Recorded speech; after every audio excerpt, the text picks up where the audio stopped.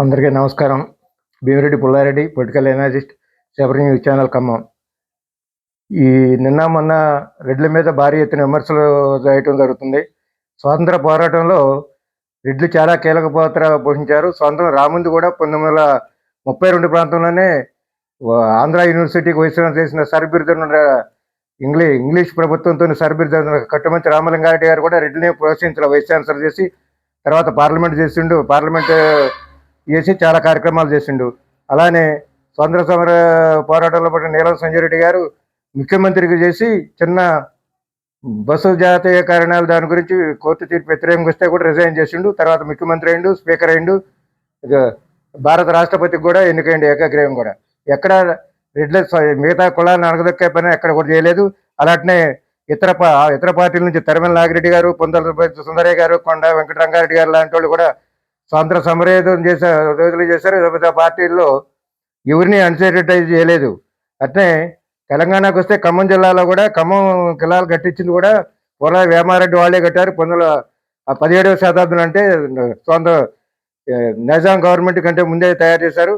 ఇప్పుడు రెడ్లను విమర్శించడం కాదు. రెడ్లు అనేది 3 రకాలు ఉన్నాయి. అసలు 1400వ శతాబ్దంలో అంటే 1400 ప్రాంతంలో కరువు కాటకాలకి ఎదురై కొంతమంది కొండ ప్రాంతాలు పోయారు. గోదావరి పరివార ప్రాంతంలో గుట్ట కట్టుపక్క ఇటుపక్క చేపలను ఏటాడుకుంటూ ఉంటాం మొదలుపెట్టి ఆ జీవనాధారం పెట్టి వాళ్ళ కొండరెడ్ల కింద ఎస్టీ కింద ఉన్నారు.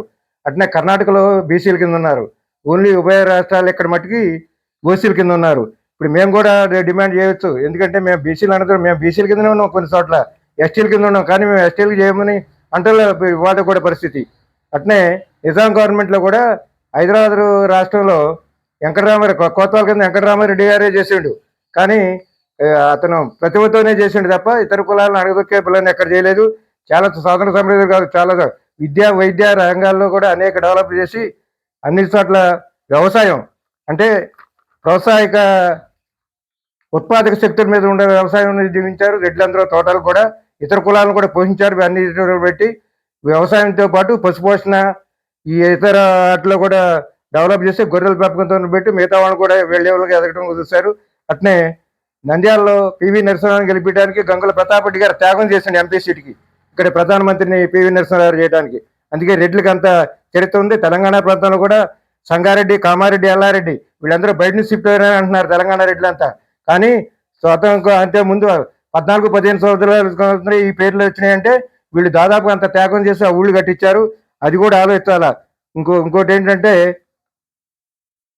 నారాయణ రెడ్డి గారు లాంటి పెద్ద కవులు కూడా తెలంగాణ ప్రాంతం నుంచి ఎన్నికారు. యూనివర్సిటీలు వైస్ ఛాన్సలర్ చేశారు. ఎక్కడ కూడా బీసీలని ఎస్సీలని అణగదొక్కుతామని కూడా ఎక్కడ చేయలే. మాకంటే మిగతా వాళ్ళని ఇంకా ఉన్నత స్థాయికి ఎదగాలని చూశారు. ఇప్పుడు కూడా ఏంటంటే విమర్శలు మానుకోవాలా. మేము అన్ని కులాలని సామరస్యంగా చూసినాం. బూతు మాట్లాడటం ఏం చేయలేదు. రెడ్లు అనేది దాదాపుగా ఇవ్వాలే కాదు, కొండవీటి రెడ్డి రాజుల కాడ నుంచి అద్దంకి రాజధాని కూడా పరిపాలించారు. కాకతీయ రెడ్డి రాజులు పరిపాలించారు. తెలంగాణ ప్రాంతంలో కూడా రెడ్డి రాజులు వారి త్యాగాలు చేసి స్వాతంత్ర సమృద్ధిలో ముందున్నారు. ఇవాళ కూడా విమర్శలు అనేది మానుకోవటం మంచిది. రెడ్ల త్యాగం పూర్తి కాదు.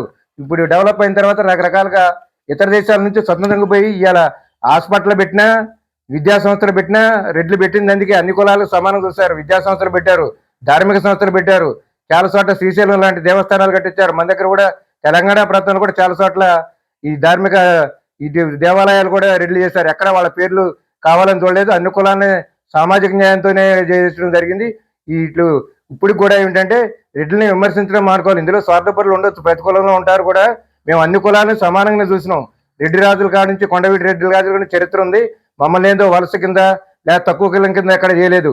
ఢిల్లీ రాష్ట్రపతి చేసిన సంజయ్ రెడ్డి గారు కూడా ఎక్కడ ఎదుగు చేయలేదు. మేము విరువితులగిలే పదవులు ఇక్కడ కూడా మరిచెన్నారెడ్డి గారు చేశారు. కొండ వెంకటరంగారెడ్డి గారు లాంటి వాళ్ళు చాలా మంది పదవులు చేశారు. ఇక్కడ కూడా ఎక్కడ వివక్ష చూపిల్ల గవర్నర్ 4 సార్లు చెన్నారెడ్డి గారు చూసిండు. ఎక్కడ కులక్ష అంటే రాజశేఖర రెడ్డి గారు ముఖ్యమంత్రి చేసినప్పుడు బీసీలను ప్రోత్సహించారు. ఇక్కడ కూడా ఎస్సీ ఎస్టీలను కూడా ప్రోత్సహించారు.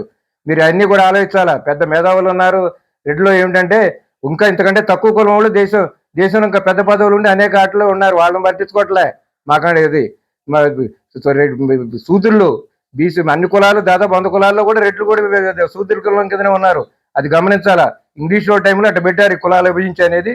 కానీ రెడ్లు విమర్శించడం మానుకోవటం కొద్దిగా మంచిది. సరే మిగతా వాళ్ళు రాజకీయంగా లబ్ధి పొందామని వీళ్ళు వాళ్ళు అనొచ్చు. కానీ ఇప్పటికైనా కానీ మా త్యాగం చాలా గొప్పది. రెడ్ల చరిత్ర కూడా చాలా గొప్పదని మీ ద్వారా కోరుకుంటూ ఇటు భీమిరెడ్డి పుల్లారెడ్డి.